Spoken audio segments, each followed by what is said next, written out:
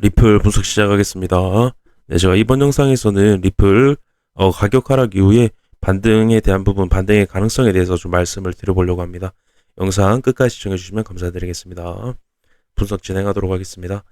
네, 일단 제가 일봉상에서 헤드앤숄더 패턴이 형성이 되어 있다고 말씀을 드렸는데요. 헤드앤숄더 패턴입니다. 그래서 지금 헤드앤숄더 넥라인 부근 0.45, 46달러 부근이라고 말씀을 드렸는데 해당 꼬리만 이탈이 나온다라고 해도 헤드앤숄더 넥라인 부분까지 빠질 수 있는 굉장히 위험한 자리에 있다라고 말씀을 드렸습니다. 그래서 헤드앤숄더 50%의 가격 하락에 대한 어떤 패턴이 형성이 되어 있다라고 말씀을 드렸는데요. 그 가격대 형성 가격이 형성된 가격이 0.23달러입니다. 그래서 중장기 0.23 그리고 추가적으로 이전에 말씀을 드렸던데요. 그렇게 보고 있다라고 좀 말씀을 드렸고 일단은 추가적으로 말씀을 드려보면 헤드앤숄더가 빠질 때 50%가 빠질 때 그냥 50% 이렇게 빠져버리는 경우도 있긴 하지만 보통은 헤드앤숄더 계단식으로 이런 식으로 빠지거나 아니면 헤드앤숄더 패턴을 만들고 넥라인 이탈하고 그 50%가 빠지지 않고 넥라인 부분에 한 번 더 몇 번 리테스트가 나오고 다시 가격을 하락을 시키는 경우가 있습니다. 그 부분이 어디였냐면요. 제가 매번 좀 중요하게 다른 분석할 때도 말씀을 드렸던 부분 여기 헤드앤숄더입니다. 여기 헤드앤숄더 매번 제가 다른 분석을 다른 부분 말씀드릴 때도 계속 강조를 드렸던 부분인데요. 헤드앤숄더 패턴이 있었는데요. 이게 헤드앤숄더 패턴 크기가 0.6달러까지 형성이 되어 있다고 말씀을 드렸습니다. 해당 구간. 근데 지금 내려가는 형태를 보시면 가격 하락이 0.6달러까지 나오지 않고 이전에 반등을 줘서 넥라인 부분까지 리테스트를 만들고 가격 하락을 만들어냈죠. 그때 가격 하락을 만들어냈던 반등에 대한 부분을 보시면 결국에는 반등이 해당 구간 넥라인 구간까지 갭이 발생을 해 있었는데 메우고 갔기 때문에 가격 극대를 메운 가격까지만 반등이 나오고 가격을 하락시키는 모습을 볼 수가 있습니다. 그래서 이 부분 말씀드리면서 다시 일봉상으로 좀 가보게 되면요. 일봉에 헤드앤숄더가 있다고 말씀을 드렸죠. 그래서 가격이 50%가 바로 빠질 수도 있지만 다시 리테스트를 주고 갈 수 있다는 겁니다. 넥라인에. 그래서 넥라인 가격대가 0.45, 46 정도 지금 형성이 되어 있는데요. 그래서 일단 제가 0.4달러까지 가격 하락은 해당 추세, 이 채널의 다음 추세, 이 추세 하단부 추세가 다음 추세가 0.4기 때문에 결국에는 0.4까지 빠진다라고 말씀을 드렸고 채널에 대한 돌파 이후 다시 들어오는 그림 그리고 이 채널의 안으로 다시 들어왔기 때문에 하단부까지 빠진다 해서 제가 0.4까지의 강력한 중단기간점을 말씀을 드렸었는데요.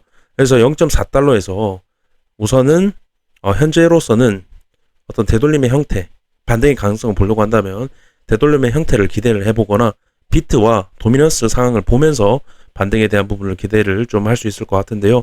일단 가장 중요한 건 0.4달러의 지지 받는 움직임이 가장 중요하겠죠. 그리고 추가적으로 반등에 대한 부분을 기대를 해보려고 한다면 도미넌스와 비트가 같이 좀 긍정적으로 움직여줘야 된다는 겁니다. 그래서 그 부분도 다 같이 말씀을 드려보겠습니다. 일단 전제 조건입니다. 어떻게 보면 비트와 이제 리플 도미넌스 전제 조건인데요. 일단 반등에 대한 부분 좀 확률 높게 기대를 해보려고 한다면 일단 제가 생각하는 리플 도미넌스의 반등 구간은 2%입니다. 2%대, 2% 초반대입니다. 지금 2.5%죠.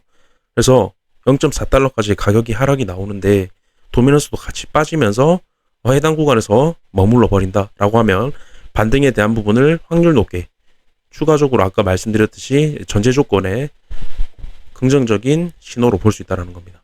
이렇게 좀 말씀을 드리고요. 일단 비트코인 같은 경우에는 제가 1차적으로는 이 삼각수렴의 하락 패턴이 해당 구간 0.24에서 23.5, 23.5까지 형성이 되어 있다고 말씀을 드렸는데요. 해당 구간까지 빠졌을 때 리플 가격대가 0.4달러인 경우 근데 해당 구간 지지받지 못하면 20K까지 빠진다라고 말씀을 드렸습니다. 그래서 중요하게 보셔야 될 거는 해당 구간까지 빠졌는데 리플이 0.4달러죠. 그렇게 됐을 때는 반등에 대한 가능성을 기대를 해볼 수 있는데요. 만약 비트가 20K까지 빠졌는데 리플이 0.4달러다. 그 비트와 리플이 동반 하락이 나오면 해당 구간까지 하지만 도미넌스가 지금 하락 추세로 전환이 됐기 때문에 리플이 더 많이 빠질 것으로 지금 예상하고 있습니다. 그래서 아마 23.5에서 지지를 받고 리플도 마찬가지로 0.4달러에서 지지를 받고 반등에 대한 부분을 기대를 해봐야 되지 않나. 만약 비트가 20K까지 빠진다라고 하면 지지는 받을 수 있겠지만 리플도 0.4가 아니라 0.23까지 추가적으로 비트와 계속 하락을 할 수 있다는 겁니다. 그래서 현재 반등에 대한 부분 제가 생각하는 가격대는 23.5에서 24, 비트는 23.5, 24, 리플 도미넌스는 2%대, 그리고 리플 가격은 0.4달러라는 겁니다. 그렇게 됐을 때 가격 상승에 대한 부분을 어디까지 예측을 할 수 있냐?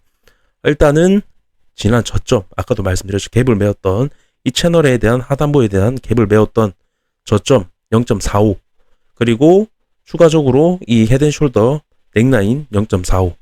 그렇기 때문에 헤드앤숄더 패턴이 만약에 이탈이 나왔을 때 되돌림을 주고 갈 수 있다는 겁니다. 하락을 만들 때. 그래서 이 반등에 대한 부분을 볼 때는 지금 한 20% 정도, 0.4에서 20% 정도 형성이 돼 있는데요. 중요하게 보셔야 될 건 해당 구간에서 빅쇼트로 빠지면, 빅쇼트로 0.4까지 빠지면은 해당 구간까지 반등의 가능성이 더 높아집니다. 훨씬 더 높아집니다. 하지만 지금 단기적인 모습에서 말씀드렸듯이 이런 식으로 갭을 메꾸면서 내려가 버린다 라고 하면, 아까 헤드앤숄더도 단기적인 4시간봉 헤드앤숄더도 말씀을 드렸죠. 갭을 하락분이 다 만들어지지 않고 하락분이 적게 나왔을 때 갭을 메꾸고 가버리면 그 상승분이 나왔던 저점까지만 반등이 나온다는 겁니다. 그렇기 때문에 제가 빅쇼트가 나왔을 때 반등의 가능성이 더 높아진다라고 말씀을 드린 거고, 갭이 발생을 하기 때문에. 그래서 지금 현재로서는 이 20%의 리플 반등을 기대를 해보려고 한다면 이런 여러 전제 조건이 있다는 겁니다. 비트코인, 도미넌스, 아까 어떤 하락의 형태, 네, 그렇게 좀 말씀을 드리고 싶고요.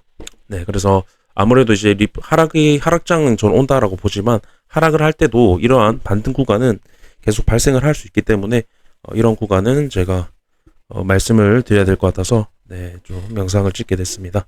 네, 일단 여기까지 분석 마치도록 하겠습니다. 감사합니다.